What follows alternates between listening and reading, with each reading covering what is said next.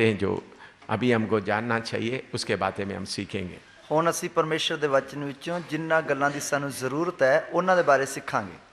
पवित्र आत्मा मुझे मजबूर कर रहा है, इसलिए इस बात के लिए आपका सवाल पूछने का समय इकट्ठ करके ये बात सिखाने जा रहे हैं। ਪਵਿੱਤਰ ਆਤਮਾ ਮੈਨੂੰ ਮਜਬੂਰ ਕਰ ਰਿਹਾ ਹੈ, ਇਸ ਲਈ ਤੁਹਾਡੇ ਸਵਾਲਾਂ ਦਾ ਟਾਈਮ ਕੱਟ ਕਰਕੇ ਤੁਹਾਨੂੰ ਸਿਖਾਉਣ ਜਾ ਰਿਹਾ ਹਾਂ। मत्ती सुसमाचार 24वां अध्याय उसका 3रा पद पढ़िएगा। ਮੱਤੀ ਦੀ ਅੰਜੀਲ ਉਸ ਦਾ 24 ਅਧਿਆय ਉਸ ਦੀ 3ਰੀ ਆਇਤ। मत्ती 24 का 3री आयत। मत्ती दी अंजील उसका 24 अध्याय उसकी 3री आयत। और जब वह जैतून पहाड़ पर बैठा था तो चेलों ने अलग उसके पास आकर कहा, हमसे कह कि ये बातें कब होंगी और तेरे आने का और जगत के अंत का क्या चिन्ह होगा। ਜਦੋਂ ਜੈਤੂਨ ਦੇ ਪਹਾੜ ਉੱਤੇ ਬੈਠਾ ਹੋਇਆ ਸੀ, ਉਸ ਦੇ ਚੇਲੇ ਉਸ ਦੇ ਕੋਲ ਵੱਖਰੇ ਹੋ ਕੇ ਆਏ ਅਤੇ ਪੁੱਛਿਆ, ਸਾਨੂੰ ਦੱਸ ਜੋ ਇਹ ਗੱਲਾਂ ਕਦ ਹੋਣਗੀਆਂ ਅਤੇ ਤੇਰੇ ਆਉਣ ਔਰ ਯੁੱਗ ਦੇ ਅੰਤ ਦਾ ਕੀ ਲੱਛਣ ਹੋਊ। आइए हम प्रार्थना करें। आइए ਅਸੀਂ प्रार्थना करिए। पिता परमेश्वर, आपका समय नजदीक आया है। पिता परमेश्वर, तेरा समा लागे आया है। पवित्र आत्मा, जरूरी बातें आपके चुने हुए लोगों को आप समझा दे। पवित्र आत्मा, जरूरी गल्लां तेरे चुने हुए लोगों को आप समझा दो। प्रभु यीशु मसीह के पवित्र नाम से मांगते हैं। प्रभु यीशु मसीह के पवित्र नाम विच मांगते हैं। आमीन आमीन। इधर में प्रभु यीशु मसीह से अपना चेले लोग 3 सवाल पूछते हैं। इधर प्रभु यीशु मसीह तो उसके चेले 3 सवाल पूछते हैं। हाँ, दोबारा पढ़िएगा। मत्ती 24 का 3। मत्ती 24 की 3 आयत दोबारा पढ़िए। और जब वह जैतून पहाड़ पर बैठा था तो चेलों ने अलग उसके पास आकर कहा, हमसे कह कि ये बातें कब होंगी। ये बातें कब होंगे। ये गल्लां कदों होणगियां। दूसरा, और तेरे आने का और जगत के अंत का क्या चिन्ह होगा। तेरे आने का चिन्ह क्या होगा, जगत का अंत का चिन्ह क्या होगा।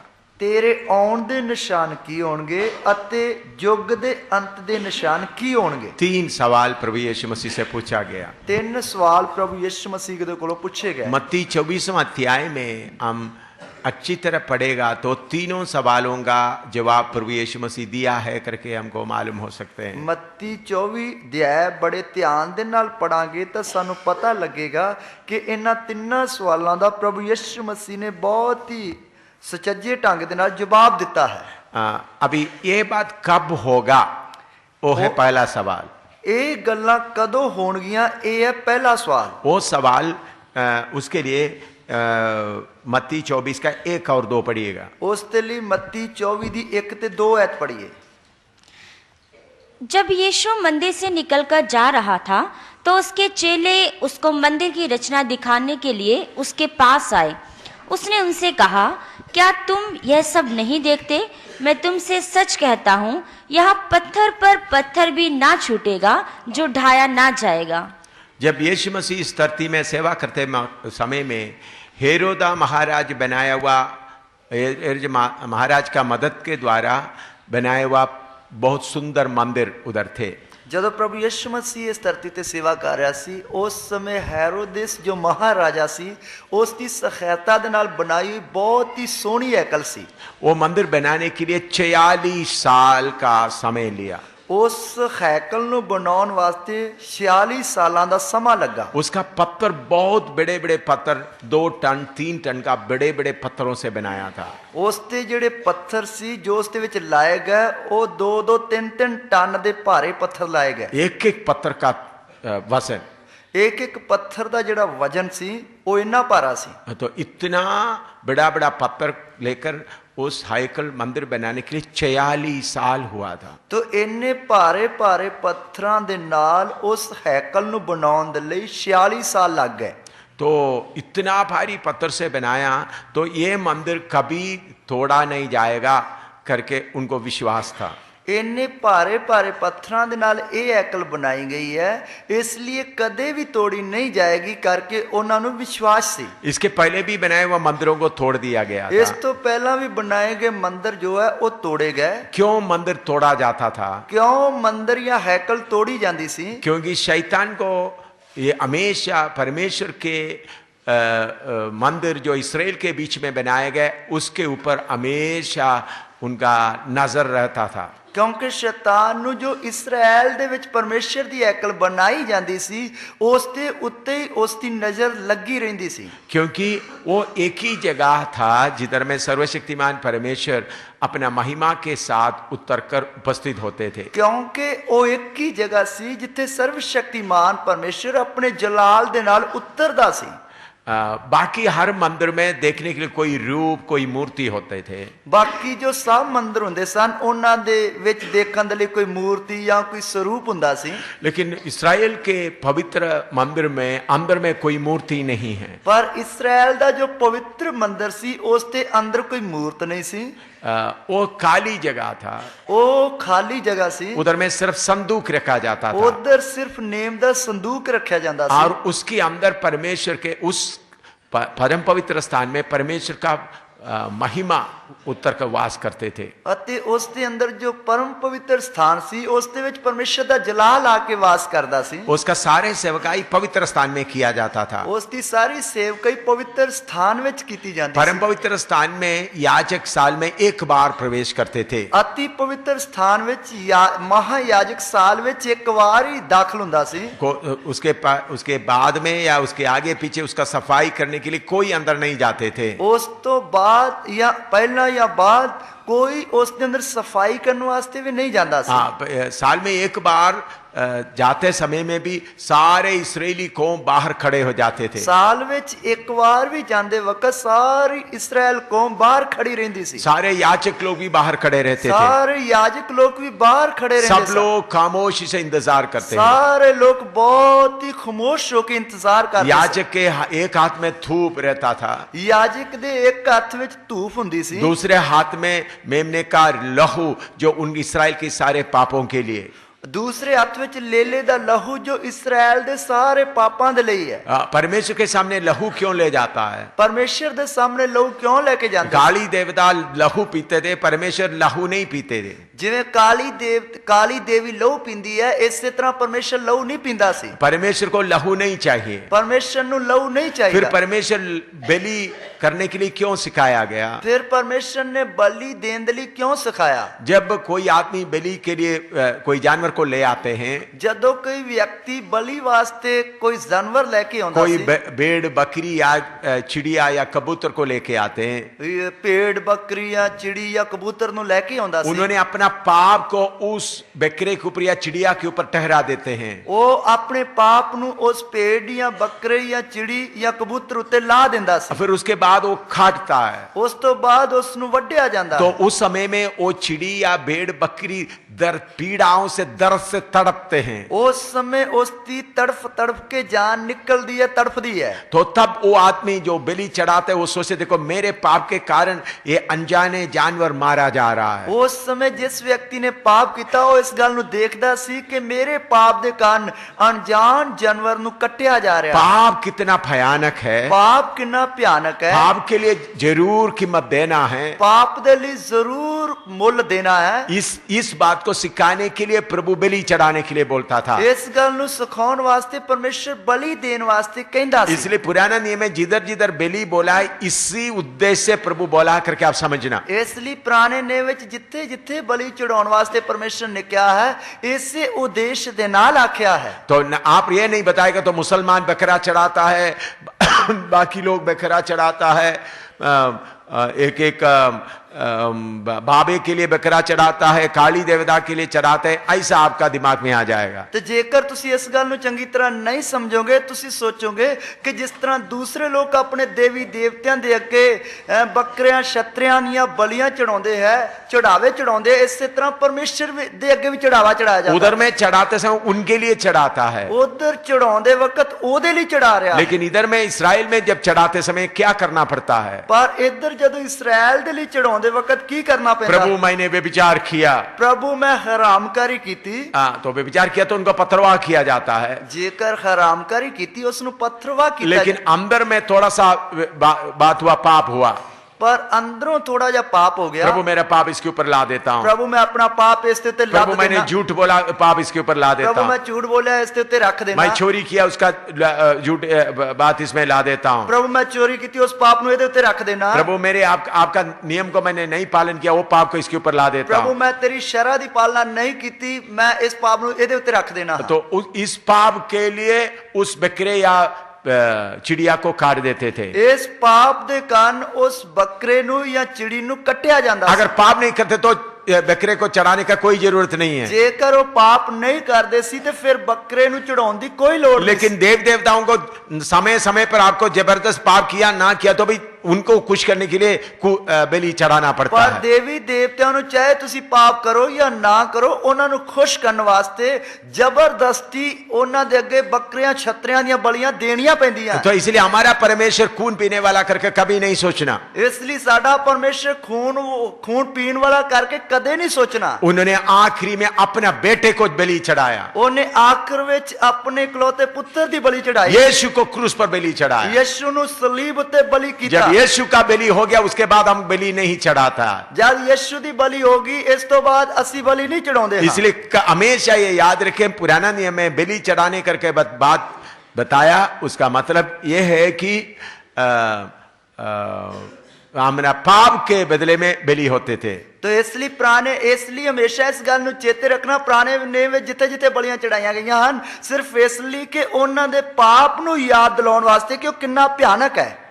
तो याजक के हाथ में खून रहता है। याजक दे हाथ विच लहू रहिंदा है। सारे इस्राएल के लिए जितने पाप किया, अगर कोई पाप आपने छुपा हुआ, उस पाप के लिए एक हाथ में खून रहता है, बकरे का खून रहता है। सारे इस्राएल ने जो पाप किया है उस दे लई एक हाथ विच लहू दा कटोरा है और दूसरे हाथ में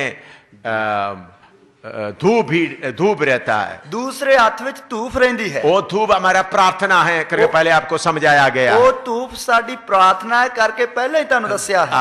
आत्मा की आराधना का किताब में उसके बारे में आप पढ़े होंगे। आत्मा दी जो आराधना दी किताब उसते विच तुसी पढ़िया होवेगा। उसमें ये बातें विवरण करके बताया हुआ। उसते विच ये गल्लां खोल के दसियां हन। तो जब अंदर जाते समय में याजक के कमर में एक सोने का रस्सी बांधा जाता था। तो जब याजक अंदर जांदा सी ते याजक दे लक दे नाल सोने दी रस्सी बन्नी जांदी। क्योंकि अचानक याजक मार के गिर पड़ा तो उनको अंदर जाकर ले नहीं सकता, इस खींच के बाहर ले आने के लिए वो रस्सी बांधा जाता था। क्योंकि जेकर याजक अंदर जांदे वक्त अचानक मार के डिग पिया ते अंदर जाके ओदी लाश नहीं लिया सकदे हां, इसलिए उस रस्सी नाल बाहर ही खिंच लेंदे। इतना डर के साथ इस्राएल उसका आराधना करते थे। इसलिए इन्ने डर दे नाल इस्राएल उसकी आराधना करता। जब तक याजक वापस नहीं आता सब खामोशी से मंदिर के बाहर खड़ा रहते थे। जितनी देर तक याजक वापस नहीं आंदा सी उतनी देर तक सब खामोश होकर बाहर खड़े रहंदे। जब याजक वापस आ गया लोगों को तसलियत, तो 1 साल का हमारा पाप होगा प्रभु ने माफ कर दिया है। जब याजक वापस आ जांदा सी तां लोकां नूं थोड़ा संतुष्टि हो जांदी सी कि एक पापां दा जिहड़ा हिसाब किताब वो खत्म हो गया। लेकिन प्रभु उस वक्त माफ नहीं करता था, उस पाप को ढांप देते थे। उस समय परमेश्वर माफ नहीं करता सी, उस पाप नु ढक देंदा सी। कैसा ढांप देते थे? किस तरह ढक देंदा सी? चलो अभी ये मेज में ये चीज पड़ा हुआ है, मान लो मेज ते ये चीज पई हुई है, ये कर्चीफ के साथ मैं इसको ढांप देते हैं, रुमाल दे नाल मैं इसनु ढक देना हां। लेकिन वो कर्चीफ उसके नीचे वो घड़ी उधर पड़ा है, उसते थल्ले घड़ी पई हुई है। तो ढांपने का मतलब प्रभु अभी उसके ऊपर, उस पाप के ऊपर नहीं देख रहा है। तो ढकन का मतलब प्रभु हुण उस पाप नु नहीं देख रहा, तो अगले साल भी करना पड़ता है। फिर अगले साल भी करना पड़ता। लेकिन जब यीशु मसीह क्रूस पर जान दिया है, पर जब यीशु मसीह ने सलीब उत्ते जान दे दी, पूरा पाप मिटाया जाता है। पूरा पाप मिटाया जाता है। जब हम यीशु मसीह के पास आते वक्त अभी पाप को ढांपा नहीं जाता, पाप को मिटाया जाता है। हुण जद असीं यीशु मसीह दे कोल आउणे आ, पाप ढके नहीं जाते, सगों के पूरे मिटाए जाते हैं। लगातार परमेश्वर का उपस्थिति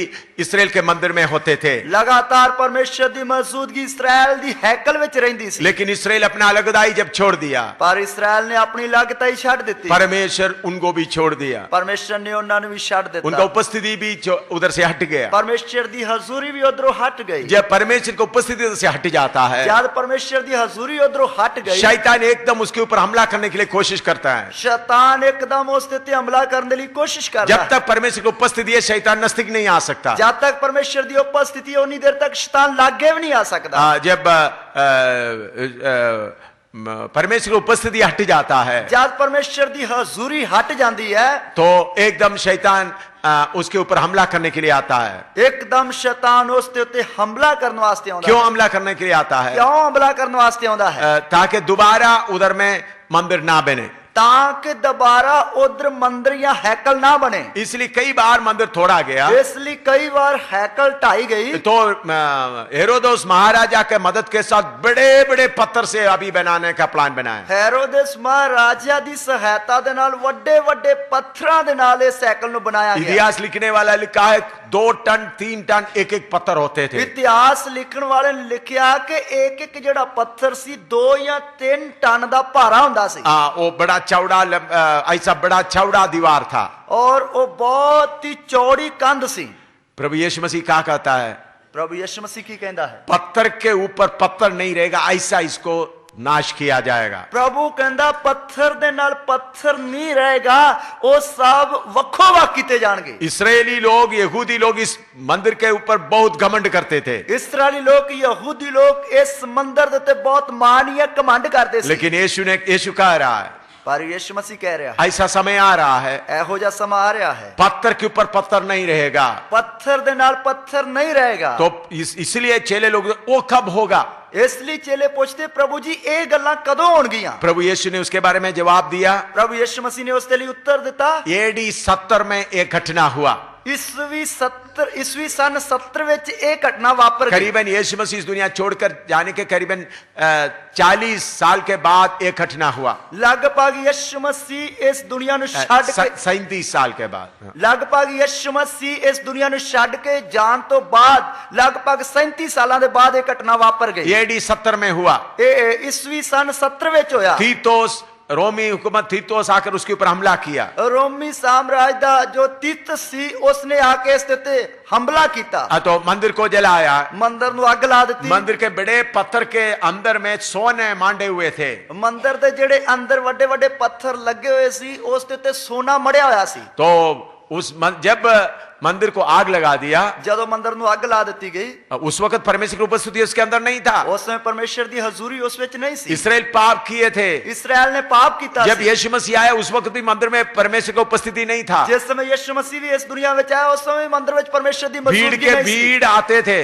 भीड़ा दियां भीड़ा होंदियां सन। आजकल बहुत कलीसिया है, आजकल बहुत सारियां कलीसियां वहां, उधर में प्रभु नहीं है, उधर प्रभु नहीं है। भीड़ के भीड़ आते हैं, भीड़ा दियां भीड़ा होंदियां, मेला चलाते रहता है, मेला लगदा रहंदा है। आप देखेंगे अप्रैल महीना में दरिवाल में मनीर का बड़ा मेला होगा। तो ही देखोगे आने वाले अप्रैल महीने विच धारीवाल विच मनीर दा बहुत बड़ा मेला होगा। बाबा मनीर बाबा का बड़ा मेला होगा। बाबे मनीर दा बहुत बड़ा मेला लगेगा। सड़क पूरा बाबा मनीर का फोटो और उनका कसर से भरे हुए होंगे। और वो सारी जगह जड़ी है बाबे मनीर दी फोटोआं दे नाल भरी होगी। तो बड़ा प्रोग्राम चलेगा, बहुत बड़ा मेला लगेगा। लोग सोचेगा यीशु अंदर है, लोग सोचेंगे यीशु अंदर है। यीशु अंदर नहीं, मैं पब्लिक में ऐलान करता हूं शैतान उधर उपस्थित होता है। यीशु उथे नहीं है, मैं शरेआम ऐलान करदा हां कि शैतान उथे हाजिर हुंदा है। बाबा मनीर के मेला में 4 दिन का 5 दिन का मेला में प्रभु या पवित्र आत्मा उधर नहीं होता, दुष्ट आत्मा होता है, प्रभु के जैसा एक्टिंग करता है। तो बाबा मनीर जो है उसते 4-5 दिनों के मेले विच प्रभु यीशु मसीह नहीं हुंदा है, दुष्ट शक्तियां हुंदियां हन। ओ जो पवित्र आत्मा की तरह नाटक कर दियां हन। बाबा मनीर मेरे खिलाफ डिफेमेशन केस भी कर सकता है। बाबा जो मनीर है वो मेरे साथ मेरे खिलाफ जड़ा है मानव जो अधिकार है उसके उत्ते मानहानि का जड़ा केस भी कर सकता है। अगर वो केस करेगा तो मैं उसका जवाब देने के लिए भी तैयार हूं। जेकर वो केस करेगा मैं उसका जवाब देने वास्ते भी तैयार हूं। मैं सारे पब्लिक के सामने बाइबल से मनीर से पूछूंगा ये तुम क्यों करते हो। मैं सारी पब्लिक के सामने मनीर को पूछूंगा बाइबल विचों तू ये क्यों करता है। और सारे पब्लिक तब उस वक्त मालूम हो जाएगा मनीर के साथ में परमेश्वर नहीं बल्कि शैतान चल रहा है। फिर सारी जनता नु पता लग जाएगा कि मनीर बाबे दे नाल परमेश्वर नहीं सगों के शैतान चलदा है। हिम्मत है तो मेरे खिलाफ में मानहानि का केस चढ़ाने दो। उसकी हिम्मत है तो मेरे खिलाफ मानहानि दा केस जड़ाओ कर देवे, क्योंकि बहुत मसीह लोगों का खून पी चुका है। क्योंकि बहुत मसीह लोगों का खून पी चुका है। आप भीड़ के लोगों को नरक की आग की ओर ले जाता है। वो पीड़ा की तादाद विच लोकां नूं नरक दी आग विच लजा रहा है। उन्होंने जितना मकान बनाया पैसा उसका मुझे कोई चिंता नहीं है। उसने जिन्नियां वड्डियां वड्डियां कोठियां बना लिया पैसा कमा लिया उसके लिए मैंने कोई चिंता नहीं। लेकिन इतने भीड़ हजारों लाखों लोगों को यीशु के नाम में लूट रहा है, नरक की आग की ओर मनीर बाबा ले जा रहा है। पर इन्नियां वड्डियां वड्डियां भीड़ां नूं यीशु दे नाम ते लुट रहा है अते नरक दी आग वाल लेके जा रहा है। प्रभु का मर्जी है तो मनीर बाबा के समय में हमारा प्रभु के दास लोग उधर बड़ा बेदारी सभा चलाने जा रहा है। प्रभु दी मर्जी है बाबे मनीर दे मेले दे समय प्रभु दे जो साडे दास हन उधर वो प्रोग्राम चलाउण जा रहे हैं। उधर में बेदारी सभा चलाने जा रहा है, उधर बेदारी सभा चलाउण जा रहे हैं ताकि लोगों को मालूम हो जाए मनीर बाबा के बीच में फंसे हुए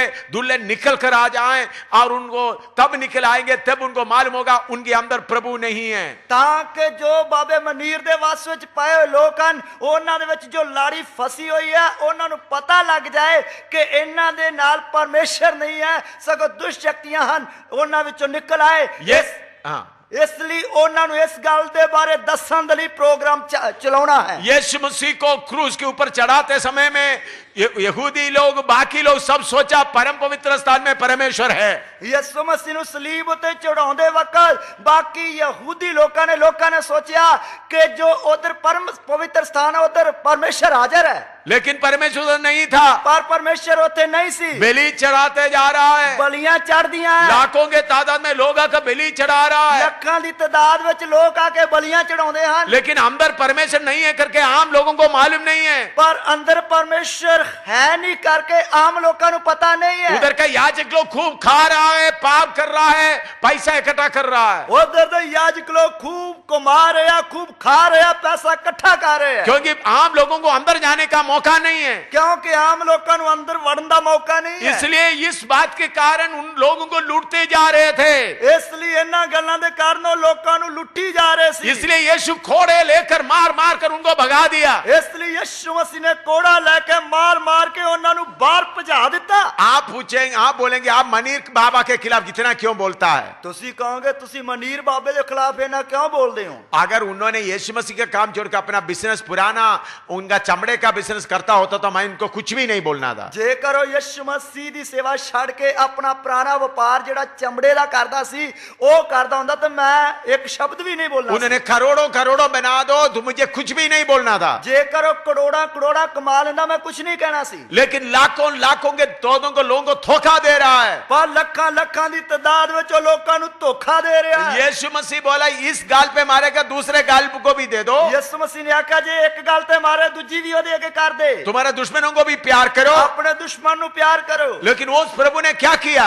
पर उस प्रभु ने की कीता? घोड़े अपने हाथ में ले लिया, उसने कोड़ा अपने हाथ में ले लिया, सबको मारना शुरू किया, सब नूं मारना शुरू किया। उधर का पैसा इकट्ठा करने का साथ ही नीचे गिरा दिया गया। और जो जिस वसीले के द्वारा पैसा कमा रहा सी तख्त पोत उन्होंने उल्टा दिते। उन्होंने बोला मेरे बाप के घर को तुम डाकुओं का खूह बना दिया है। वो कहने लगा तुसी मेरे पिता दे घर नूं डाकुआं दी मंडी बना देता है। यीशु सिर्फ अपना सख्त तरीके से एक ही जगह में काम किया है। यीशु ने अपनी सख्त हालत में एक ही जगह पे काम किया। जब उनको मारा तब उनको मारा, चेले ने एक सेवक का कान काट दिया, यीशु उनका कान लेकर उधर दोबारा रख दिया गया। यीशु ने फड़न वास्ते आए, पतरस ने तलवार चला के एक दी कान वाड़ देता तो यीशु मसीह ने थल्ले डिगा पे कान चौक के जोड़ देता। लेकिन जब उन्होंने देखा अपना मंदिर में व्यापार के लिए अपना पैसा कमाने के लिए अपना नाम के लिए खर्च करते यीशु घोड़ा हाथ में लिया है। लेकिन ज्यादा उसने देखा कि मेरे पिता दे घर नूं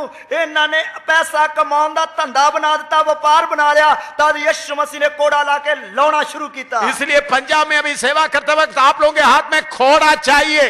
ਇਸ ਲਈ ਪੰਜਾਬ ਵਿੱਚ ਸੇਵਾ ਕਰਦੇ ਵਕਤ ਤੁਹਾਡੇ ਹੱਥ ਵਿੱਚ ਕੋੜਾ ਚਾਹੀਦਾ ਹੈ तब भी ये धोखा लोगों को मालूम हो जाएगा, ਤਾਂ ਹੀ ਇਸ ਧੋਖੇ ਦੇ ਬਾਰੇ ਲੋਕਾਂ ਨੂੰ ਪਤਾ ਲੱਗੇਗਾ क्योंकि उन लोगों को नरक की आग की ओर ले जा रहा है। ਕਿਉਂਕਿ ਉਹ ਲੋਕਾਂ ਨੂੰ ਨਰਕ ਦੀ ਅੱਗ ਵੱਲ ਲੈ ਕੇ ਜਾ ਰਹੇ ਹਨ अनजान लोगों को नरक की आग की ओर ले जा रहा है। ਭੋਲੇ ਭਾਲੇ ਲੋਕਾਂ ਨੂੰ ਉਹ ਨਰਕ ਦੀ ਅੱਗ ਵੱਲ ਲੈ ਕੇ ਜਾ ਰਹੇ ਹਨ इसलिए आपको दर्द हो तो आप घोड़ा हाथ में लेना है। ਇਸ ਲਈ ਜੇਕਰ ਤੁਹਾਨੂੰ ਦਰਦ ਜਾਂ ਪੀੜ ਹੈ ਕੋੜਾ ਹੱਥ ਵਿੱਚ ਲੈਣਾ ਹੈ अगर अपने आप को आप इज्जत देना चाहते हैं, मनीर बाबा मुझे क्या बोलेगा, मेरा रिश्तेदार क्या बोलेगा, तो आप चुप रहे, आप सजा ले ले। ਜੇਕਰ ਤੁਸੀਂ ਆਪਣੀ ਇੱਜ਼ਤ ਦੇ ਲਈ ਕਿ ਬਾਬੇ ਮਨੀਰ ਨੂੰ ਜਾ ਕੇ ਇੰਜ ਕਹਾਂਗੇ ਉਹਦੇ ਖਿਲਾਫ ਇੰਜ ਬੋਲਾਂਗੇ ਤੇ ਉਹ ਮੈਨੂੰ ਕੀ ਆਖੇਗਾ ਤਾਂ ਫਿਰ ਤੁਸੀਂ ਚੁੱਪ ਹੀ ਰਹਿਣਾ ਆਪਣੀ ਇੱਜ਼ਤ ਬਚਾਉਣ ਵਾਸਤੇ ना, आप सजा ले लेना। ਫਿਰ ਸਜ਼ਾ ਲੈ ਲੈਣਾ इन वचनों को बोलेगा एम शामिल जो केरला में रहने वाला पंजाब के सेवकों को यह जिम्मेवारी दे दिया, फिर भी वो नहीं किया, सजा आपको मिलेगा। ਤੋ ਏਮ ਸਮੂਹ ਜੋ ਕੇਰਲਾ ਦਾ ਰਹਿਣ ਵਾਲਾ ਉਹਨੇ ਪੰਜਾਬ ਦੇ ਸੇਵਕਾਂ ਨੂੰ ਜ਼ਿੰਮੇਵਾਰੀ ਦੇ ਦਿੱਤੀ ਫਿਰ ਵੀ ਉਹਨਾਂ ਨੇ ਇਹ ਕੰਮ ਨਹੀਂ ਕੀਤਾ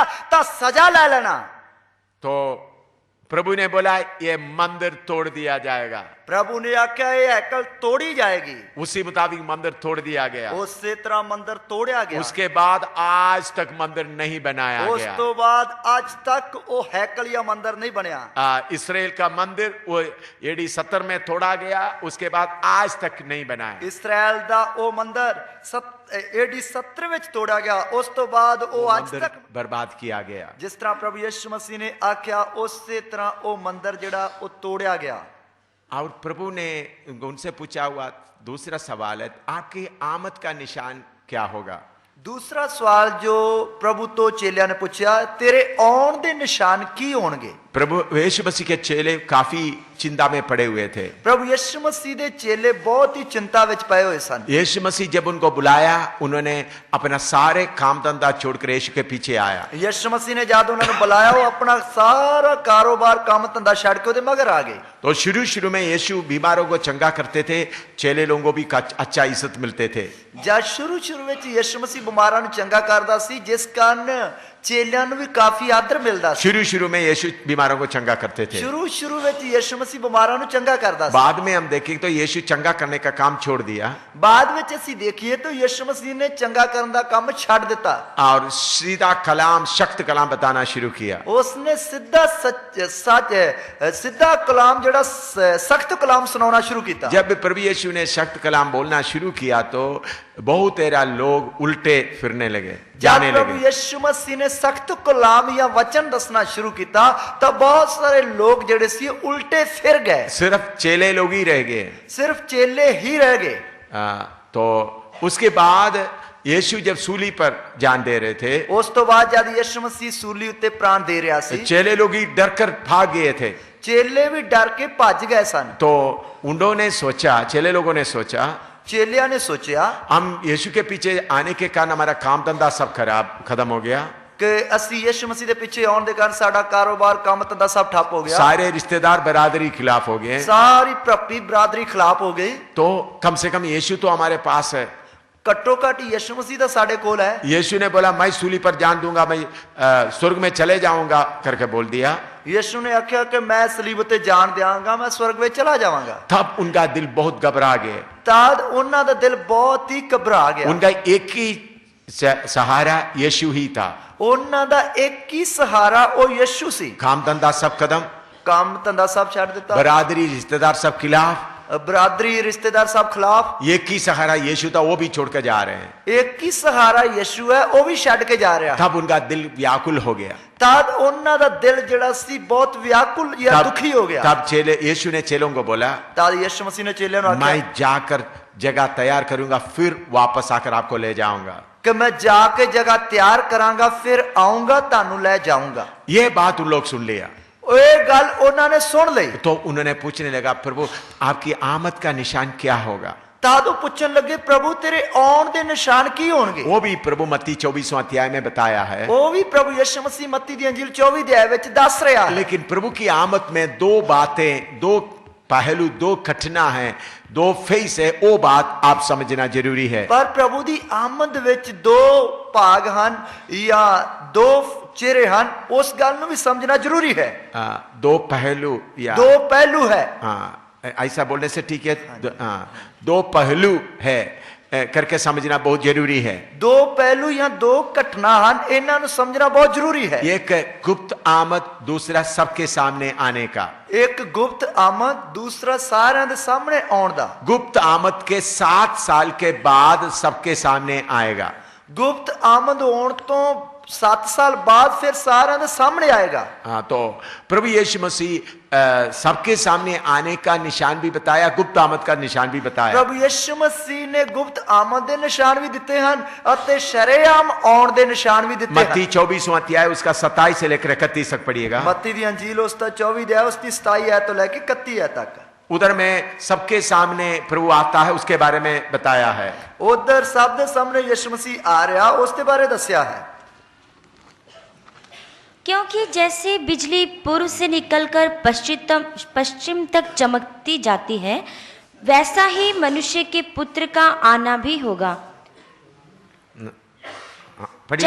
जहां लोथ हो वहीं गिद्ध इकट्ठे होंगे। उन दिनों के क्लेश के बाद तुरंत सूर्य अंधियारा हो जाएगा और चांद का प्रकाश जाता रहेगा और तारे आकाश से गिर पड़ेंगे और आकाश की शक्तियां हिलाई जाएंगी। तब मनुष्य के पुत्र का चिन्ह आकाश में दिखाई देगा और तब पृथ्वी के सब कुलों के लोग छाती पीटेंगे और मनुष्य के पुत्र को बड़ी सामर्थ और ऐश्वर्य के साथ आकाश के बादलों पर आते देखेंगे। और वह तुरही के बड़े शब्द के साथ अपने दूतों को भेजेगा और वे आकाश के इस छोर से उस छोर तक चारों दिशा से उसके चुने हुओं को इकट्ठे करेंगे। क्योंकि जिस तरह बिजली चढ़दे हो चमकारा मार के लैंदे तीकर दिसदी है, उसे तरह मनुख दे पुत्र दा आउणा होवेगा। जिथे मुरदार है उथे गिरजां गठियां होणगीਆਂ। उन्हां दिनां दे कष्ट दे पिछों झट सूरज हनेरा हो जाएगा अते चंद अपनी चाननी ना देवेगा और तारे आकाश तो डिग पैणगे अते आकाश दीयां शक्तियां हिलाईਆਂ जाणगीਆਂ। तद मनुख दे पुत्र दा निशान आकाश विच प्रगट होवेगा अते तदों धरती दीयां सारियां कौमां पिटणगीਆਂ अते मनुख दे पुत्र नूं समर्था और वड्डे तेज नाल आकाश दे बदलां उत्ते आउंदियां वेखणगीਆਂ अते ਉਹ तुरी दी वड्डी आवाज़ नाल अपने दूतां नूं भेजेगा अते ਉਹ ਚੌਹਾਂ ਕੂਟਾਂ ਤੋਂ आकाश दे उस सिरे तो लैके ऐ सिरे तक उस दे चुनिया होयां नूं इकट्ठियां करेगा। इधर में हम देखते हैं प्रभु यीशु मसीह सब लोग देखते देखते पब्लिक में आने वाला है। इधर असी देखते हैं कि प्रभु यीशु मसीह सब लोगों दे वेखदे वेखदे शरेआम आउण वाला है। इसके बारे में जकरिया ने भी 19वां अध्याय में भी प्रकाशित वाक्य 19वां अध्याय में भी लिखा हुआ है। इसके बारे प्रकाश की पोथी उसके 19 अध्याय में भी लिखा है। प्रकाशित वाक्य 19 का 11 से 21 तक पढ़िएगा। प्रकाश की पोथी उसका 19 अध्याय उसकी 11 तो लेके 21 तक। प्रकाशित वाक्य 19 का 11 से 21 तक। प्रकाश की पोथी उसका 19 अध्याय उसकी 11 तो लेके 21 तक। फिर मैंने स्वर्ग को खुला हुआ देखा और देखता हूँ कि एक श्वेत घोड़ा है और उस पर एक सवार है जो विश्वास योग्य और सत्य कहलाता है और वह धर्म के साथ न्याय और लड़ाई करता है। उसकी आंखें आग की ज्वाला है और उसके सिर पर बहुत से राजमुकुट है और उसका एक नाम लिखा है जिसे उसको छोड़ और कोई नहीं जानता और वह लहू से छिड़का हुआ वस्त्र पहने हैं और उसका नाम परमेश्वर का वचन है। और स्वर्ग की सेना श्वेत घोड़ों पर सवार और श्वेत और शुद्ध मलमल पहने हुए उसके पीछे पीछे हैं और जाति जाति को मारने के लिए उसके मुंह से एक चोखी तलवार निकलती है और वह लोहे का राजदंड लिए हुए उन पर राज्य करेगा और वह सर्वशक्तिमान परमेश्वर के भयानक प्रकोप की जलजलाहट की मदिरा के कुंड में दाख रोंदेगा। और उसके वस्त्र और जांघ पर यह नाम लिखा है, राजाओं का राजा और प्रभुओं का प्रभु। फिर मैंने एक स्वर्गदूत को सूर्य पर खड़े हुए देखा और उसने बड़े शब्द से पुकारकर आकाश के बीच में उड़ने वाले सब पक्षियों से कहा, आओ परमेश्वर की बड़ी बियारी के लिए इकट्ठे हो जाओ, जिससे तुम राजाओं का मांस और सरदारों का मांस और शक्तिमान पुरुषों का मांस और घोड़ों का और उनके सवारों का मांस और क्या स्वतंत्र क्या दास क्या छोटे क्या बड़े सब लोगों का मांस खाओ। फिर मैंने उस पशु और पृथ्वी के राजाओं और उसकी सेनाओं को उस घोड़े के सवार और उसकी सेना से लड़ने के लिए इकट्ठे देखा और वह पशु और उसके साथ वह झूठा भविष्यवक्ता पकड़ा गया जिसने उसके सामने ऐसे चिन्ह दिखाए थे जिनके द्वारा उसने उनको भरमाया। जिन्होंने उस पशु की छाप ली थी और जो उसकी मूरत की पूजा करते थे। ये दोनों जीते जी उस आग की झील में जो गंधक से जलती है डाले गए, और शेष लोग उस घोड़े के सवार की तलवार से जो उसके मुंह से निकलती थी मार डाले गए, और सब पक्षी उनके मांस से तृप्त हो गए। मैं आकाश ਨੂੰ ਖੁੱਲਿਆ ਹੋਇਆ ਡਿਠਾ ਤਾਂ ਕੀ ਵੇਖਦਾ ਹਾਂ ਭਈ ਇੱਕ ਨੁਕਰਾ ਘੋੜਾ ਹੈ ਅਤੇ ਉਸ ਦਾ ਸਵਾਰ ਵਫਾਦਾਰ ਅਤੇ ਸੱਚਾ ਸਦਾਉਂਦਾ ਹੈ, ਔਰ ਉਹ ਧਰਮ ਨਾਲ ਨਿਆਂ ਅਤੇ ਯੁੱਧ ਕਰਦਾ ਹੈ। ਉਸ ਦੀਆਂ ਅੱਖੀਆਂ ਅੱਗ ਦੀਆਂ ਲਾਟ ਹਨ ਅਤੇ ਉਸ ਦੇ ਸਿਰ ਉੱਤੇ ਬਹੁਤ ਸਾਰੇ ਮੁਕਟ ਹਨ, ਅਤੇ ਉਹ ਦਾ ਇੱਕ ਨਾਮ ਲਿਖਿਆ ਹੋਇਆ ਹੈ ਜਿਸ ਨੂੰ ਉਸ ਦੇ ਬਿਨਾਂ ਹੋਰ ਕੋਈ ਨਹੀਂ ਜਾਣਦਾ, ਅਤੇ ਉਹ ਇੱਕ ਬਸਤਰ ਲਹੂ ਨਾਲ ਛਿੜਕਿਆ ਹੋਇਆ ਪਹਿਨੇ ਹੋਏ ਹੈ, ਅਤੇ ਉਸ ਦਾ ਨਾਮ ਪਰਮੇਸ਼ਰ ਦਾ ਸ਼ਬਦ ਅਖਵਾਉਂਦਾ ਹੈ। ਅਤੇ ਜਿਹੜੀਆਂ ਫੌਜਾਂ ਸੁਰਗ ਵਿੱਚ ਹਨ ਉਹ ਚਿੱਠੇ ਅਤੇ ਸਾਫ਼ ਕਤਾਨੀ ਕੱਪੜੇ ਪਹਿਨੀਆਂ ਨੁਕਰਿਆਂ ਘੋੜਿਆਂ ਉੱਤੇ ਉਸ ਦੇ ਮਗਰ ਮਗਰ ਆਉਂਦੀਆਂ ਹਨ, ਅਤੇ ਉਸ ਦੇ ਮੂੰਹ ਵਿੱਚੋਂ ਇੱਕ ਤਿੱਖੀ ਤਲਵਾਰ ਨਿਕਲਦੀ ਹੈ। ਉਸ ਨਾਲ ਉਹ ਕੌਮਾਂ ਨੂੰ ਮਾਰੇ ਅਤੇ ਲੋਹੇ ਦੇ ਡੰਡੇ ਨਾਲ ਉਹਨਾਂ ਉੱਤੇ ਹਕੂਮਤ ਕਰੇਗਾ, ਅਤੇ ਉਹ ਪਰਮੇਸ਼ਰ ਸਰਵ ਸ਼ਕਤੀਮਾਨ ਦੇ ਅੱਗੇ ਅਤੇ ਅਤ ਵੱਡੇ ਕ੍ਰੋਧ ਦੀ ਮੈਂ ਦੇ ਚਬੱਚੇ ਨੂੰ ਲਿਤਾੜਦਾ ਹੈ। ਉਸ ਦੇ ਬਸਤਰ ਉੱਤੇ ਔਰ ਉਸ ਦੇ ਪੱਟ ਉੱਤੇ ਇਹ ਨਾਮ ਲਿਖਿਆ ਹੋਇਆ ਹੈ, ਰਾਜਿਆਂ ਦਾ ਰਾਜਾ ਅਤੇ ਪ੍ਰਭੂਆਂ ਦਾ ਪ੍ਰਭੂ। ਮੈਂ ਇੱਕ ਦੂਤ ਨੂੰ ਸੂਰਜ ਵਿੱਚ ਖਲੋਤਾ ਵੇਖਿਆ, ਅਤੇ ਉਸ ਨੇ ਉਹਨਾਂ ਸਭਨਾਂ ਪੰਛੀਆਂ ਨੂੰ ਜਿਹੜੇ ਆਕਾਸ਼ ਵਿੱਚ ਉੱਡਦੇ ਹਨ ਵੱਡੀ ਆਵਾਜ਼ ਨਾਲ ਹਾਕ ਮਾਰ ਕੇ ਆਖਿਆ, ਆਓ ਚੱਲੋ ਅਤੇ ਪਰਮੇਸ਼ਰ ਦੀ ਵੱਡੀ ਦਾਵਤ ਲਈ ਇਕੱਠੇ ਹੋਵੋ, ਵੀ ਤੁਸੀਂ ਰਾਜਿਆਂ ਦਾ ਮਾਸ, ਫੌਜ ਦੇ ਸਰਦਾਰਾਂ ਦਾ ਮਾਸ, ਮਹਾਬਲੀਆਂ ਦਾ ਮਾਸ, ਘੋੜਿਆਂ ਨਾਲੇ ਉਹਨਾਂ ਦੇ ਸਵਾਰਾਂ ਦਾ ਮਾਸ, ਅਤੇ ਕੀ ਆਜ਼ਾਦਾਂ ਕੀ ਗੁਲਾਮਾਂ ਕੀ ਛੋਟਿਆਂ ਕੀ ਵੱਡਿਆਂ ਸਭਨਾਂ ਦਾ ਮਾਸ ਛਕੋ। ਫਿਰ ਮੈਂ ਵੇਖਿਆ ਭਈ ਉਹ ਦਰਿੰਦਾ ਅਤੇ ਧਰਤੀ ਦੇ ਰਾਜੇ ਅਤੇ ਉਹਨਾਂ ਦੀਆਂ ਫੌਜਾਂ ਇਕੱਠੀਆਂ ਹੋਈਆਂ, ਭਈ ਉਸ ਦੇ ਨਾਲ ਜਿਹੜਾ ਘੋੜੇ ਉੱਤੇ ਸਵਾਰ ਸੀ ਅਤੇ ਉਸ ਦੀ ਫੌਜ ਨਾਲ ਯੁੱਧ ਕਰਨ, ਅਤੇ ਉਹ ਦਰਿੰਦਾ ਫੜਿਆ ਗਿਆ, ਅਤੇ ਉਸ ਦੇ ਨਾਲ ਉਹ ਝੂਠਾ ਨਬੀ ਵੀ ਜਿਸ ਨੇ ਉਸ ਦੇ ਸਾਹਮਣੇ ਉਹ ਨਿਸ਼ਾਨੀਆਂ ਵਿਖਾਈਆਂ ਜਿਨ੍ਹਾਂ ਨਾਲ ਉਸ ਨੇ ਉਹਨਾਂ ਨੂੰ ਭਰਮਾ ਛੱਡਿਆ ਸੀ, ਜਿਨ੍ਹਾਂ ਉਸ ਦਰਿੰਦੇ ਦਾ ਦਾਗ ਲਵਾਇਆ ਸੀ। ਨਾਲੇ ਉਹਨਾਂ ਨੂੰ ਜਿਹੜੇ ਉਸ ਦੀ ਮੂਰਤੀ ਪੂਜਾ ਕਰਦੇ ਸਨ, ਇਹ ਦੋਵੇਂ ਉਸ ਅੱਗ ਦੀ ਝੀਲ ਵਿੱਚ ਜਿਹੜੀ ਗੰਧਕ ਨਾਲ ਬਲਦੀ ਹੈ ਜਿਉਂਦੇ ਜੀ ਸੁੱਟੇ ਗਏ, ਅਤੇ ਹੋਰ ਸਭ ਉਸ ਘੋੜੇ ਦੇ ਸਵਾਰ ਦੀ ਤਲਵਾਰ ਨਾਲ ਜੋ ਉਸ ਦੇ ਮੂੰਹ ਵਿੱਚੋਂ ਨਿਕਲਦੀ ਸੀ ਵੱਡੇ ਗਏ, ਅਤੇ ਸਾਰੇ ਪੰਛੀ ਉਹਨਾਂ ਦੇ ਮਾंस ਨਾਲ ਰੱਜ ਗਏ।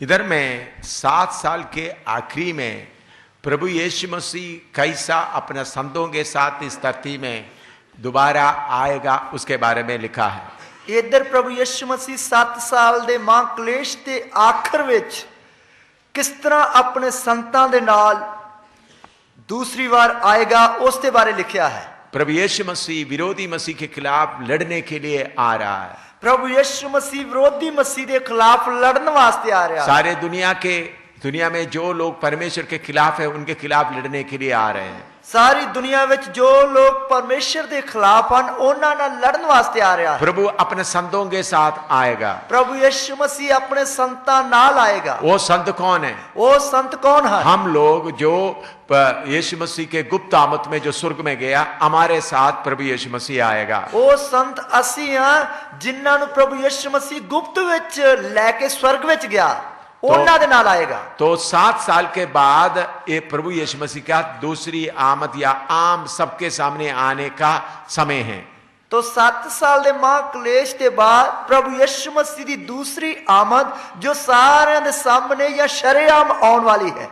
अभी हमारे सामने प्रभु यीशु मसीह सबके सामने आने का कुछ निशाने पूरे हो रहा है। हुण प्रभु यीशु मसीह सारे दे सामने जो आउण दी आमद है उसके निशान पूरे हो रहे हैं। उसके लिए जकरिया नबी 12 अध्याय उसका 8 से 14 तक पढ़िएगा। उसके लिए जकरिया नबी दी पुस्तक उसका 12 अध्याय उसकी 8 आयत तो लेके 14 आयत तक पढ़िए। जकरिया 12 का 8 से 14 तक। जकरिया 12 दी 8 आयत तो लेके 14 आयत तक। उस समय यहोवा यरूशलेम के निवासियों को मानो ढाल से बचा लेगा, और उस समय उनमें से जो ठोकर खाने वाला हो वह दाऊद के समान होगा, और दाऊद का घराना परमेश्वर के समान होगा, अर्थात यहोवा के उस दूत के समान जो उनके आगे आगे चलता था। और उस समय मैं उन सब जातियों को नाश करने का यत्न करूंगा जो यरूशलेम पर चढ़ाई करेंगी, और मैं दाऊद के घराने और यरूशलेम के निवासियों पर अपना अनुग्रह करने वाली और प्रार्थना सिखाने वाली आत्मा उंडेलूंगा। तब वे मुझे ताकेंगे, अर्थात जिसे उन्होंने बेधा है, और उसके लिए ऐसे रोएंगे जैसे इकलौते पुत्र के लिए रोते पीटते हैं, और ऐसा भारी शोक करेंगे जैसा पहलोठे के लिए करते हैं। उस समय यरूशलेम में इतना रोना पीटना होगा जैसा मगिदोन की तराई में हददिर्मोन में हुआ था।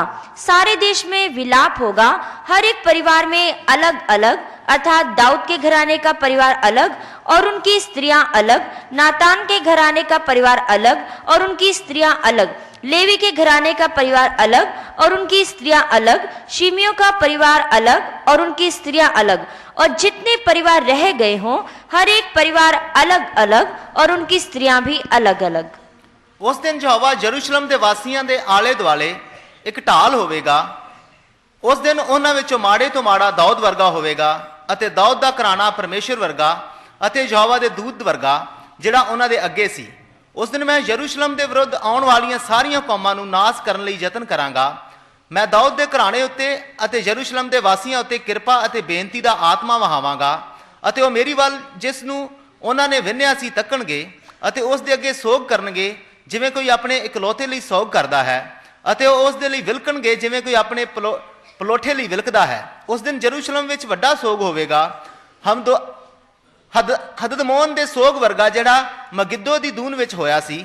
ਦੇਸ਼ ਸੋਗ ਕਰੇਗਾ, ਟੱਬਰਾਂ ਦੇ ਟੱਬਰ ਅੱਡੋ ਅੱਡ, ਦਾਊਦ ਦੇ ਘਰਾਣੇ ਦਾ ਟੱਬਰ ਅੱਡ ਅਤੇ ਉਹਨਾਂ ਦੀਆਂ ਪਤਨੀਆਂ ਅੱਡ ਅਤੇ ਨਥਾਨ ਦੇ ਘਰਾਣੇ ਦਾ ਟੱਬਰ ਅੱਡ ਔਰ ਉਹਨਾਂ ਦੀਆਂ ਪਤਨੀਆਂ ਅੱਡ, ਲੇਵੀ ਦੇ ਘਰਾਣੇ ਦਾ ਟੱਬਰ ਅੱਡ ਅਤੇ ਉਹਨਾਂ ਦੀ ਪਤਨੀਆਂ ਅੱਡ, ਸ਼ਿਮਾਈ ਦਾ ਟੱਬਰ ਅੱਡ ਅਤੇ ਉਹਨਾਂ ਦੀਆਂ ਪਤਨੀਆਂ ਅੱਡ, ਬਾਕੀ ਸਾਰੇ ਟੱਬਰਾਂ ਦੇ ਟੱਬਰ ਅੱਡੋ ਅੱਡ ਅਤੇ ਉਹਨਾਂ ਦੀਆਂ ਪਤਨੀਆਂ ਅੱਡ।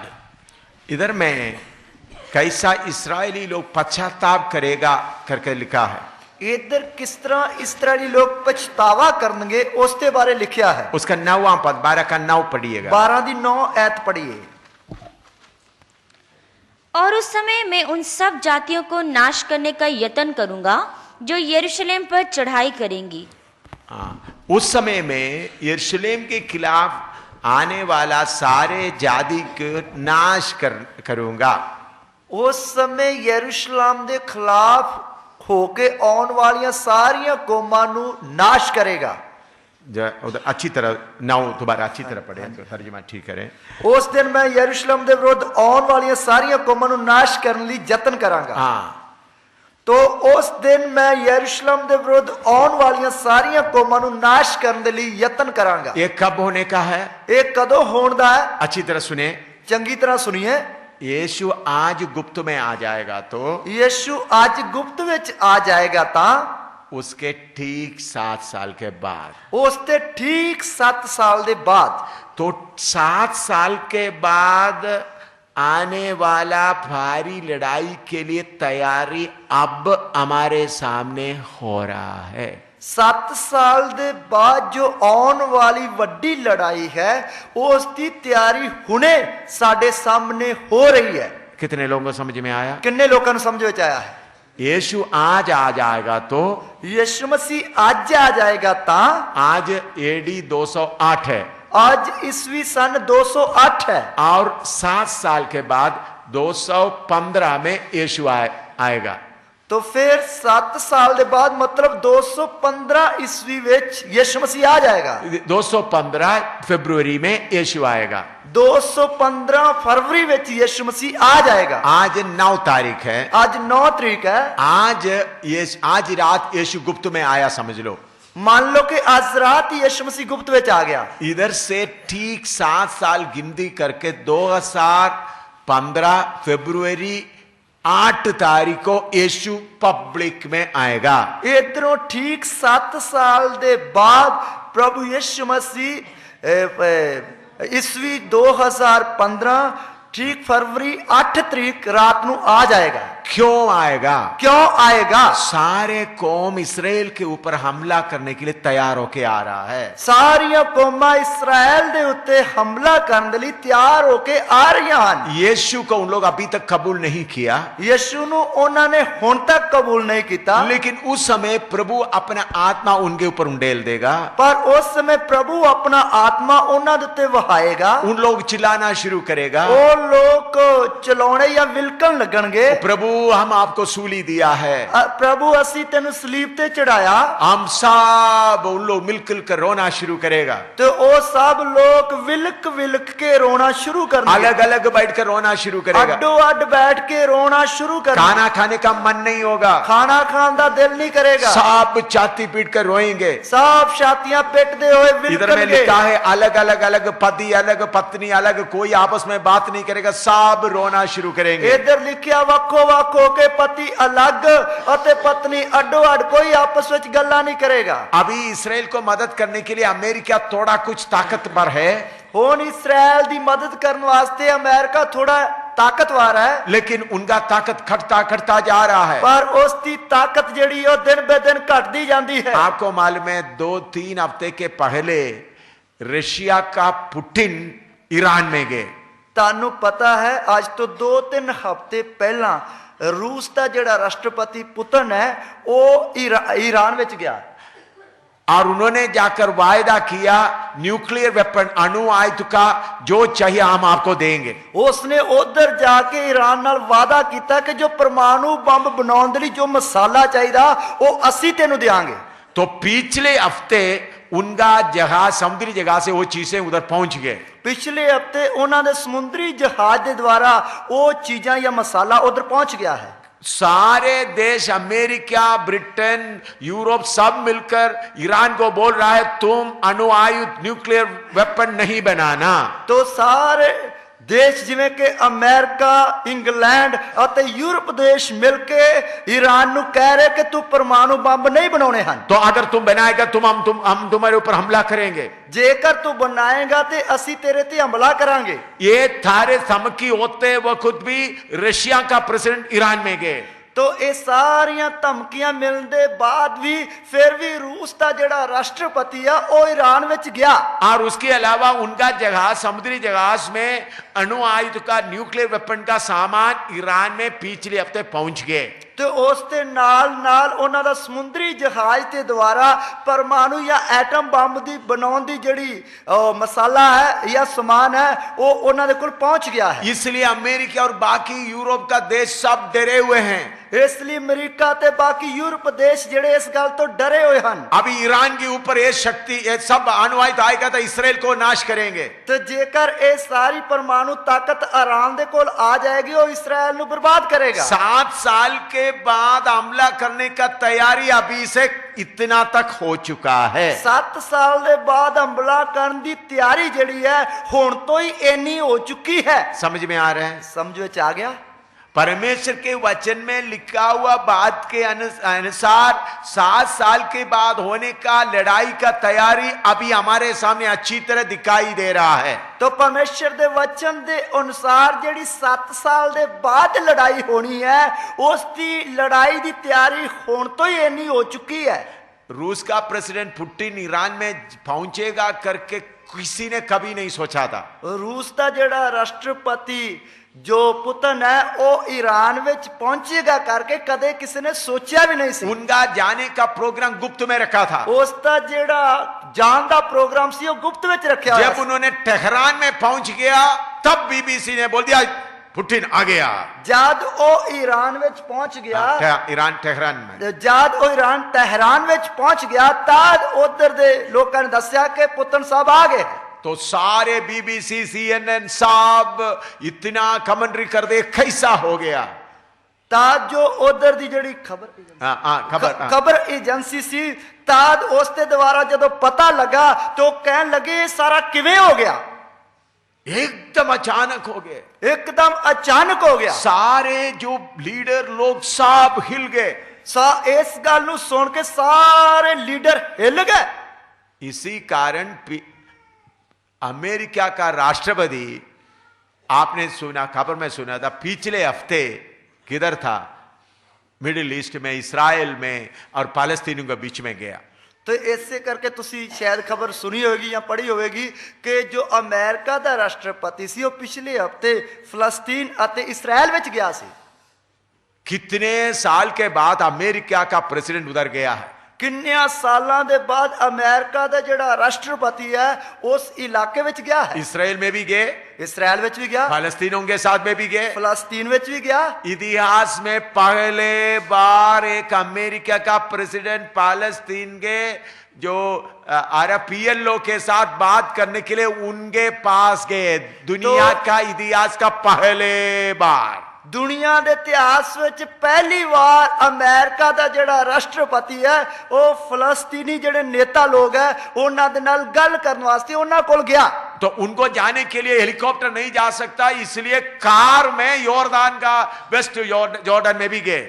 तो ਉਹ ਉਸ ਦੇ ਜਾਣ ਦੇ ਲਈ ਉਧਰ ਹੈਲੀਕਾਪਟਰ ਦੇ ਦੁਆਰਾ ਨਹੀਂ ਜਾ ਸਕਦਾ ਸੀ, ਇਸ ਲਈ ਉਹ ਕਾਰ ਦੇ ਦੁਆਰਾ ਯਰਦਨ ਦਰਿਆ ਦੇ ਜੋ वेस्ट जॉर्डन, ਵੈਸਟ पश्चिम यॉर्दान में। ਪੱਛਮ ਜਾਰਡਨ ਹੈ ਉਹਦੇ ਦੁਆਰਾ ਉਹਦੇ ਵੱਲ ਦੀ ਗਿਆ। आप लोग जो अखबार पढ़ने वाला ये खबर शायद पढ़े होंगे। ਜਿਹੜੇ ਤੁਹਾਡੇ ਵਿੱਚੋਂ ਅਖਬਾਰ ਪੜ੍ਹਨ ਵਾਲੇ ਆ ਉਹਨਾਂ ਨੇ ਇਹ ਖਬਰ ਪੜ੍ਹੀ ਹੋਵੇਗੀ। मेरे प्यारो, ये बातें बहुत भयानक बातें हैं। ਮੇਰੇ ਪਿਆਰੋ ਇਹ ਬਹੁਤ ਹੀ ਭਿਆਨਕ ਗੱਲਾਂ ਹਨ। अभी इसराइल को मालूम हो रहा है बहुत बड़ा लड़ाई होने का तैयारी है। ਹੁਣ ਇਸਰਾਇਲ ਨੂੰ ਪਤਾ ਲੱਗ ਰਿਹਾ ਕਿ ਇੱਕ ਬਹੁਤ ਵੱਡੀ ਲੜਾਈ ਹੋਣ ਦੀ ਤਿਆਰੀ ਹੈ। तो इसलिए उस समय वो लोग पछताएंगे। ਇਸ ਲਈ ਉਹ ਉਸ ਸਮੇਂ ਪਛਤਾਉਣਗੇ। तो जकरिया 14 का 3 से 5 तक पढ़िएगा। ਜ਼ਕਰੀਆ ਉਸ ਦਾ 14 ਦੇ ਆ, ਉਸ ਦੀ 3 ਐਤ ਤੋਂ ਲੈ ਕੇ 5 ਐਤ ਤੱਕ ਪੜ੍ਹੀਏ। जब ऐसा लड़ाई होगा तब क्या होगा? ਜਦੋਂ ਇਸ ਤਰ੍ਹਾਂ ਲੜਾਈ ਹੋਵੇਗੀ ਤਾਂ ਕੀ ਹੋਵੇਗਾ? 14 का 5, 14 का 3 से 5 तक। तब यहोवा निकलकर उन जातियों से ऐसा लड़ेगा जैसा वह संग्राम के दिन में लड़ा था, और उस समय वह जलपाई के पर्वत पर पांव धरेगा जो पूर्व और यरूशलेम के सामने है। तब जलपाई का पर्वत पूर्व से लेकर पश्चिम तक बीचों बीच से फटकर बहुत बड़ा खड्ड हो जाएगा। तब आधा पर्वत उत्तर की ओर और आधा दक्षिण की ओर हट जाएगा। तब तुम मेरे बनाए हुए उस खड्ड से होकर भाग जाओगे, क्योंकि वह खड्ड आसेल तक पहुंचेगा, वरन तुम ऐसे भागोगे जैसे उस बूढ़ेल के डर से भागे थे जो यहूदा के राजा उज्जिया के दिनों में हुआ था। तब मेरा परमेश्वर यहोवा आएगा और सब पवित्र लोग उसके साथ होंगे। ਤਾਂ ਯਹੋਵਾ ਨਿਕਲੇਗਾ ਅਤੇ ਉਹਨਾਂ ਕੌਮਾਂ ਦੇ ਨਾਲ ਯੁੱਧ ਕਰੇਗਾ ਜਿਵੇਂ ਯੁੱਧ ਦੇ ਦਿਨ ਲੜਦਾ ਸੀ। ਉਸ ਦਿਨ ਉਸ ਦੇ ਪੈਰ ਜੈਤੂਨ ਦੇ ਪਹਾੜ ਉੱਤੇ ਖੜੇ ਹੋਣਗੇ ਜਿਹੜਾ ਯਰੂਸ਼ਲਮ ਦੇ ਅੱਗੇ ਪੂਰਬ ਵੱਲ ਹੈ, ਅਤੇ ਜੈਤੂਨ ਦਾ ਪਹਾੜ ਚੜ੍ਹਦੇ ਤੋਂ ਲਹਿੰਦੇ ਤੀਕ ਵਿੱਚੋਂ ਪਾੜ ਜਾਵੇਗਾ ਅਤੇ ਇੱਕ ਬਹੁਤ ਵੱਡੀ ਦੂਣ ਹੋ ਜਾਵੇਗੀ। ਅੱਧਾ ਪਹਾੜ ਉੱਤਰ ਨੂੰ ਅਤੇ ਅੱਧਾ ਪਹਾੜ ਦੱਖਣ ਨੂੰ ਸਰਕ ਜਾਵੇਗਾ। ਤੁਸੀਂ ਮੇਰੇ ਪਹਾੜ ਦੀ ਦੂਣ ਦੇ ਵਿੱਚ ਦੀ ਨੱਠੋਗੇ, ਕਿਉਂ ਜੋ ਪਹਾੜ ਦੀ ਦੂਣ ਆਸਲ ਤੀਕ ਹੋਵੇਗੀ। ਤੁਸੀਂ ਨੱਠੋਗੇ ਜਿਵੇਂ ਯਹੂਦਾ ਦੇ ਪਾਤਸ਼ਾਹ ਊਜ਼ੀਆ ਦੇ ਦਿਨਾਂ ਵਿੱਚ ਭੁਚਾਲ ਦੇ ਅੱਗੇ ਨੱਠੇ ਸੋ। ਤਦ ਯਹੋਵਾ ਮੇਰਾ ਪਰਮੇਸ਼ਰ आवेगा अते सारे संत जन तेरे नाल। इधर में जब इसराइल के खिलाफ ऐसा लड़ाई के लिए सारे देश खिलाफ होंगे, उस वक्त सर्वशक्तिमान परमेश्वर प्रभु यीशु मसीह जलपाई पहाड़ पर उतर आएगा। इधर जब इस्राएल दे नाल सारे मुल्क उस दे खिलाफ चढ़ आउणगे, तद प्रभु यीशु मसीह जैतून दे पहाड़ उत्ते उतर आएगा। उस वक्त लड़ाई का लीडर होगा विरोधी मसीह। उस समय लड़ाई का जेड़ा मुख्य लीडर है वो विरोधी मसीह होगा, और उनके साथ लड़ाई के लिए जाते समय में प्रभु आएगा। उस दिन नाल लड़ाई करने वास्ते जाते वक्त प्रभु आएगा। वो 5 का आखिरी में क्या लिखा देखो, उस दी 5 आयत दे आखिरी भाग में की लिखा है? हाँ, तब मेरा परमेश्वर यहोवा आएगा और सब पवित्र लोग उसके साथ होंगे। होंगे करके आधा में जोर से पढ़ो, होंगे। हाँ, वो पढ़ो थोड़ा ठीक तरह से। तब मेरा परमेश्वर यहोवा आएगा और सब पवित्र लोग उसके साथ होंगे। हाँ, होंगे ऐसा पढ़ना। हाँ, पढ़ो। तद यहोवा मेरा परमेश्वर आवेगा अते सारे संत जन तेरे नाल। हाँ, उस समय में संत लोगों के साथ प्रभु उतर आएगा।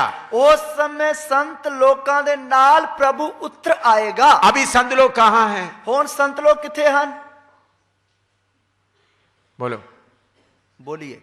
अभी संत लोगों में से कुछ लोग गुरदासपुर के इस अजित पैलेस के नीचे बैठे हैं। ਹੁਣ ਸੰਤ ਲੋਕਾਂ ਵਿੱਚੋਂ ਕੁਝ ਸੰਤ ਲੋਕ ਜਿਹੜੇ ਆ ਗੁਰਦਾਸਪੁਰ ਦੇ ਅਜੀਤ ਪੈਲਸ ਦੀ ਛੱਤ ਥੱਲੇ ਬੈਠੇ ਹਨ। दुनिया भर पर के संत लोग हैं, ਦੁਨੀਆ ਭਰ ਦੇ ਸੰਤ ਲੋਕ ਹਨ। अमेरिका में है, इंग्लैंड में है, केरला में, बहुत जगह में है। ਅਮਰੀਕਾ ਵਿੱਚ, ਇੰਗਲੈਂਡ ਵਿੱਚ, ਕੇਰਲਾ ਵਿੱਚ, ਸਭ ਜਗ੍ਹਾ ਤੇ। उन लोग प्रभु यीशु के साथ आना, ਉਹਨਾਂ ਲੋਕਾਂ ਨੇ ਪ੍ਰਭੂ ਯਿਸੂ ਮਸੀਹ ਦੇ ਨਾਲ ਆਉਣਾ। गुरदासपुर से उधर जाएंगे, गुरदासपुर से उधर जाएंगे, ਗੁਰਦਾਸਪੁਰ ਤੋਂ ਉਧਰ ਜਾਓਗੇ, ऐसा नहीं। ਇਸ ਤਰ੍ਹਾਂ ਨਹੀਂ। पहले स्वर्ग में जाएगा, ਪਹਿਲਾਂ ਸਵਰਗ ਵਿੱਚ ਜਾਣਗੇ, 7 साल उधर बिताएंगे, 7 ਸਾਲ ਉੱਥੇ ਗੁਜ਼ਾਰਾਂਗੇ। उसके बाद यीशु के साथ जलपाई पहाड़ में आएगा। ਉਸ ਤੋਂ ਬਾਅਦ ਯਿਸੂ ਮਸੀਹ ਦੇ ਨਾਲ ਜੈਤੂਨ ਪਹਾੜ ਤੇ ਉਤਰ ਆਵਾਂਗੇ। पिछले साल जलपाई पहाड़ के ऊपर हिल्टन होटल वाला बहुत बड़ा होटल बनाने का प्लान बनाया।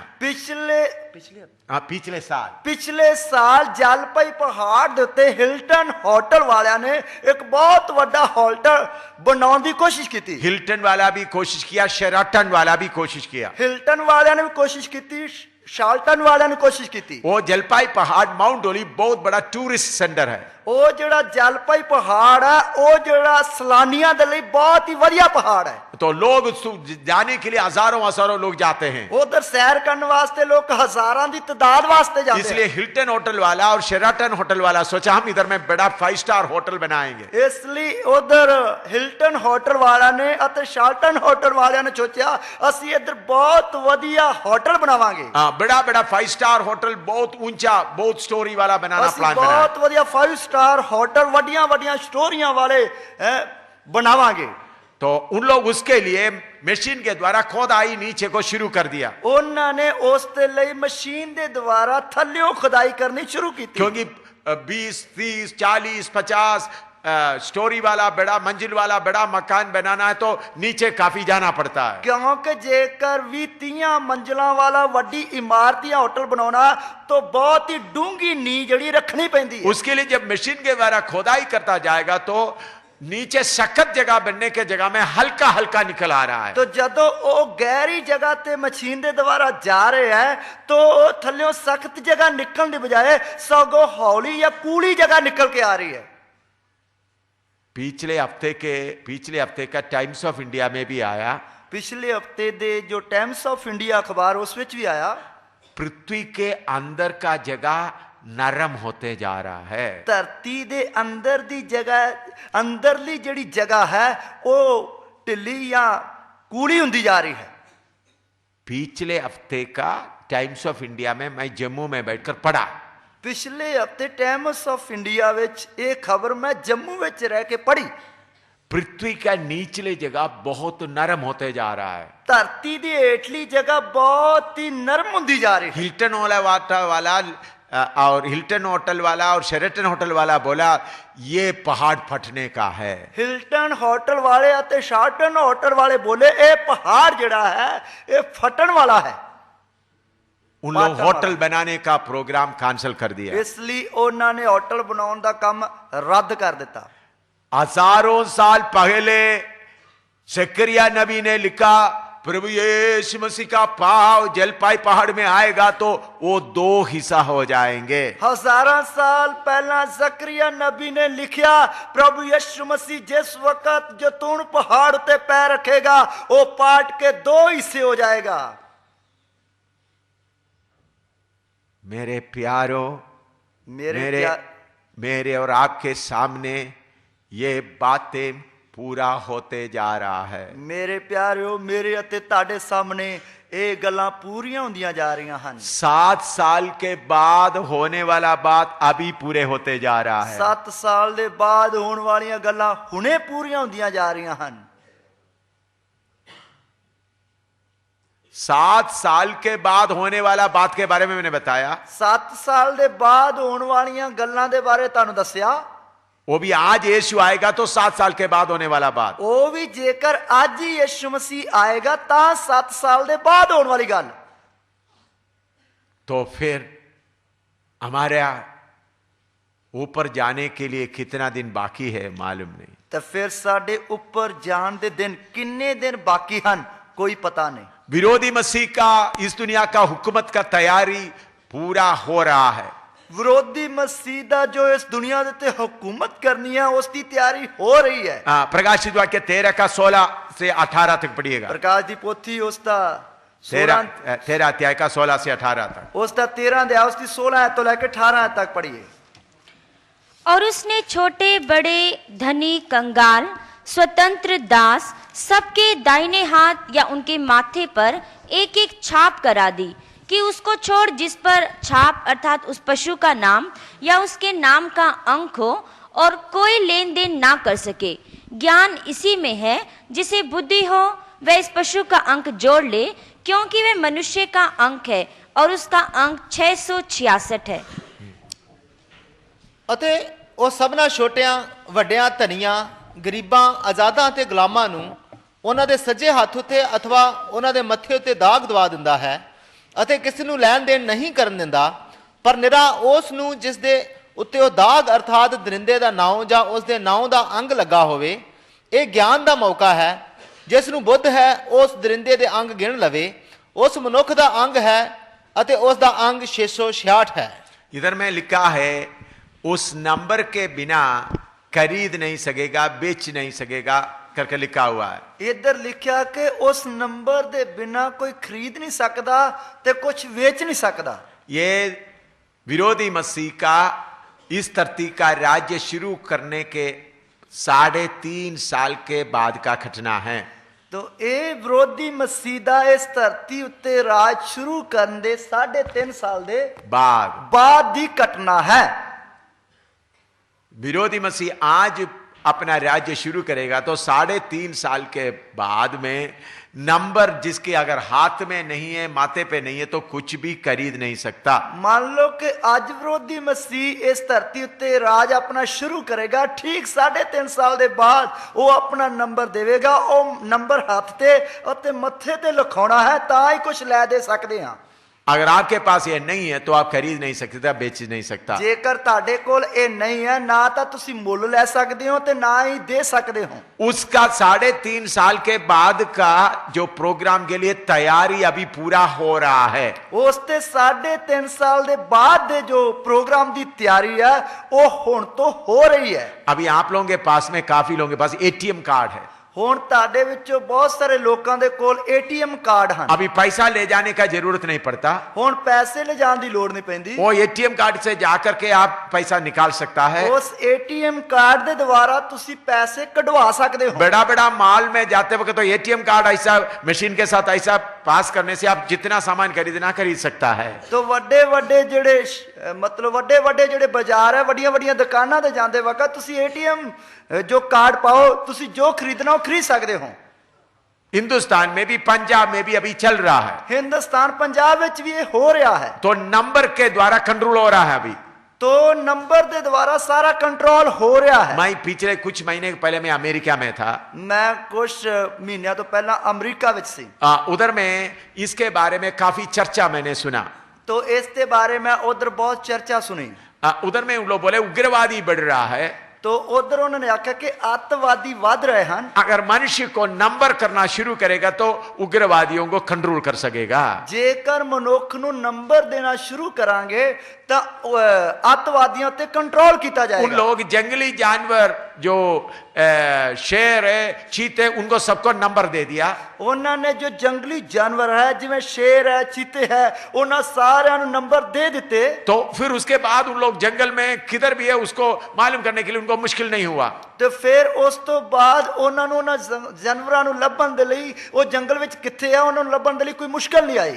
उसके अलावा समुद्र के अंदर में उधर बड़ा शार्क और बड़ा बड़ा मछली है बहुत बड़ा, उनको भी उन्होंने मशीन के द्वारा नंबर दिया। ते उस ते नाल नाल समुद्र दे अंदर जो वड्डियां वड्डियां मछलियां जिवें शार्क है और डॉल्फिन है, एहो जिहियां मछलियां नूं मशीन दे द्वारा उन्होंने नंबर दे दिते। और नंबर देने के बाद अमेरिका में, यूरोप में बैठ करके मालूम कर रहे वो मछली अभी इधर है, वो शेर इधर है, मालूम कर रहा है। तो हुण यूरोप विच, अमेरिका विच बैठे ही उस नंबर दे द्वारा पता ला लेंदे हैं कि वो शेर किथे है, वो मच्छी किथे है।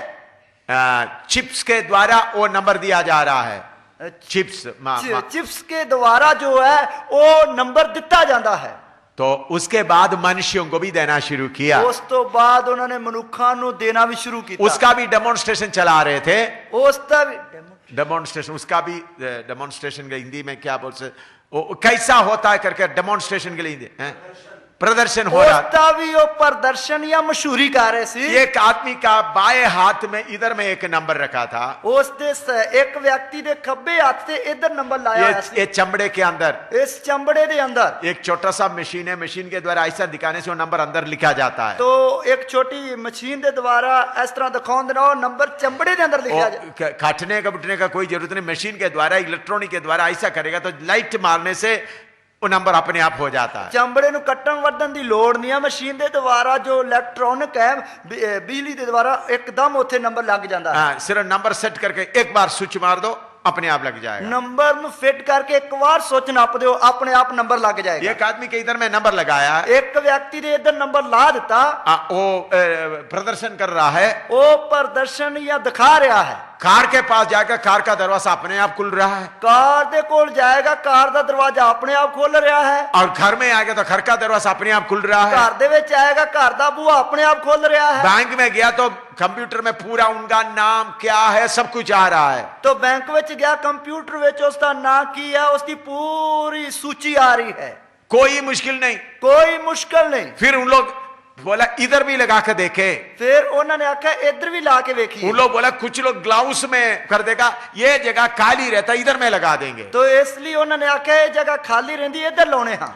इधर में ग्लाउस दस्ताना वगैरह ਤੇ लगेगा, ਇੱਧਰ ਜੋ ਦਸਤਾਨਾ ਵਗੈਰਾ ਲਾ ਲੈਣਗੇ, ਇਸ ਲਈ ਮੱਥੇ ਵਿੱਚ ਲਾ ਲੈਣੇ। तो फिर इधर में लगाना तो 10 फुट दूर से ही वो पढ़ सकता है।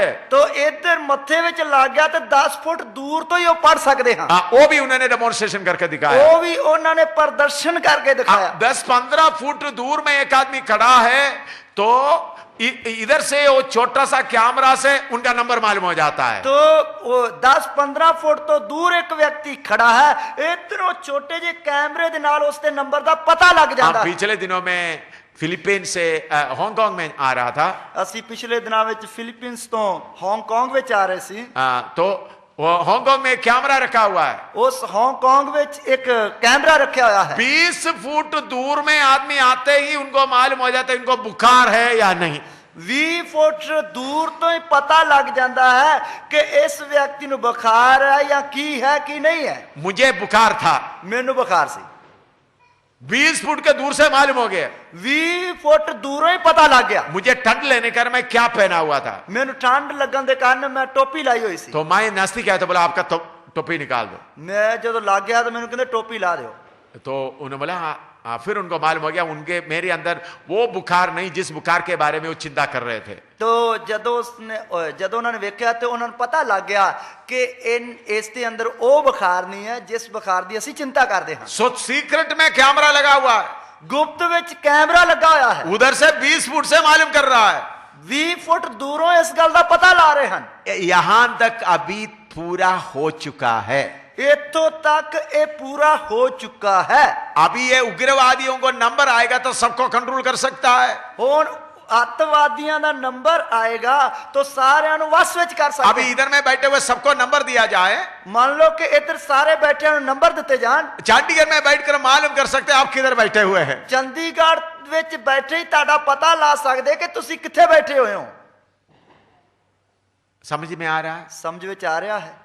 ये प्रोग्राम आरंभ हो गया, ये प्रोग्राम जड़ा शुरू हो गया। अभी उसका ट्रायल रन काफी अच्छी तरह से चल रहा है। हुण इसका ट्रायल रन जड़ा है वो पूरी तरह चल रहा है। एटीएम कार्ड भी चोरी हो जाता है, एटीएम कार्ड भी चोरी हो जाता है। इसलिए उन लोग बोला माथे पर नंबर लगाना ही एक ही अच्छा मार्ग है। इसलिए उन्होंने आख्या कि मत्थे विच नंबर लाना ही सब तो वधिया तरीका है। मैं कोई माँ का कहानी नहीं बोल रहा हूँ, मैं कोई बुढ़ी माँ की कहानी नहीं दस रहा। अगर कोई साइंसदान इधर बैठे हैं या अच्छी तरह अखबार पढ़ने वाला बैठे वो बोलेगा ये ठीक बोल रहा है। जेकर इधर कोई वैज्ञानिक या कोई पढ़ा लिखा अखबार पढ़ने वाला व्यक्ति बैठा होगा सुन के कहेगा बिल्कुल ठीक बोलता है। ये कब होने का, ये प्रोग्राम पक्का लागू कब होने का है? ये प्रोग्राम पक्का पूरी तरह कदों लागू होना है? यीशु मसीह गुप्त में आने की 3.5 साल के बाद, यीशु मसीह गुप्त विच आउण दे 3.5 साल तो बाद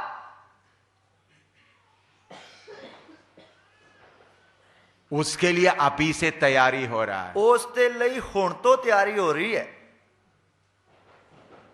मेरे प्यारो, ਮੇਰੇ ਪਿਆਰਿਓ, यीशु की आमद के लिए जितना समय आप सोचते उतना समय नहीं है। ਮੇਰੇ ਪਿਆਰਿਓ, ਯਿਸੂ ਮਸੀਹ ਦੀ ਆਮਦ ਵਾਸਤੇ ਜਿੰਨਾ ਸਮਾਂ ਤੁਸੀਂ ਸੋਚਦੇ ਹੋ ਓਨਾ ਸਮਾਂ नहीं है।